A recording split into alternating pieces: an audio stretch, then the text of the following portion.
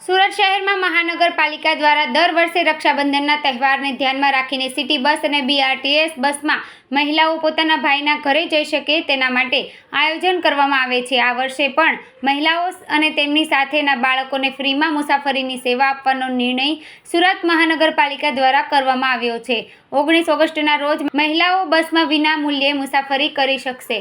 રક્ષાબંધન પર્વ પર મફતનો સેવાનો લાભ સુરત મહાનગરપાલિકાના જાહેર પરિવહન સમિતિના અધ્યક્ષના સૂચન અન્વયે રક્ષાબંધનના પવિત્ર તહેવારના દિવસે બહેનો અને તેમના 15 વર્ષ સુધીના બાળકોને બીઆરટીએસ બસો તેમજ સિટી બસમાં મુસાફરી કરવા દેવા અંગે જણાવવામાં આવ્યું છે। 19 તારીખ સોમવારના દિવસના રોજ રક્ષાબંધનના પવિત્ર તહેવાર નિમિત્તે સુરત સિટી બસ અને બીઆરટીએસ બસો તેમજ સિટી બસોમાં તમામ બહેનો તેમજ તેમના 15 વર્ષના બાળકને ફ્રીમાં મુસાફરી કરવા બાબતની વ્યવસ્થા કરવામાં આવી છે।